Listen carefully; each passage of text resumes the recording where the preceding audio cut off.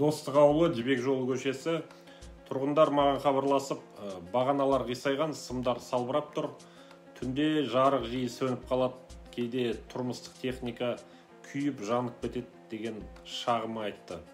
Мен өзімен барып көрдім, жағдай өте қауіпті.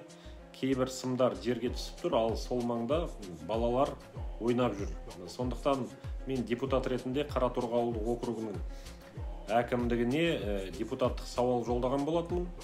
Мақсатымыз электр желілерінің нақты жағдайын тексеріп, апатты бағаналарды ауыстыру болған. Салбыраған сымдарды ретке келтіру болған.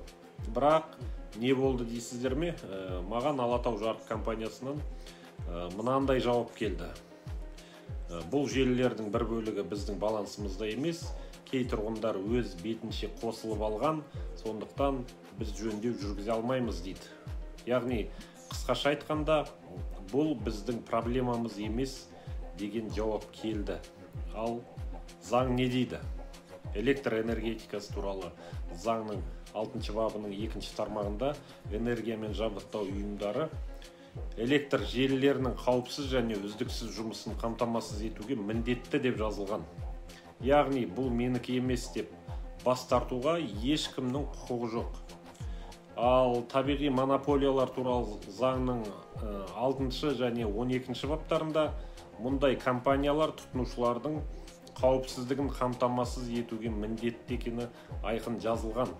Оған қоса энергетика министрінің нөмір 758 бұйрығының 32 және 65 тармақтарында егер өз бетінше қосылған желілер болса, компания ол бойынша тексеру актісін жасап, қауіпсіздік шарасын қабылдауға тиіс. Яғни заң бар, талап бар, бірақ нақты іс жоқ. Менің депутаттық сауалыма берілген жауапта ешқандай нақты мерзім, іс-шара жоспары, жауапты тұлғалар көрсетілмеген. Бұл жергілікті мемлекеттік басқару туралы заңның 20 бабының 3 тармағын бұзу болып саналады. Сондықтан мен бұл істі прокуратура деңгейіне көтердім. Прокурор мырзаға ресми хат жолдап, заң бұзушылықтарға құқықтық баға беруді және апатты желілер бойынша нақты шара қабылдауды сұрадым.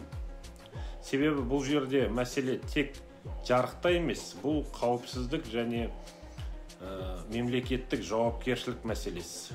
Әрбір ауыл тұрғыны қауіпсіз, сапалы жарықта өмір сүруге құқылы. Бұл менің міндетім және бұл істі мен соңына дейін жеткіземін.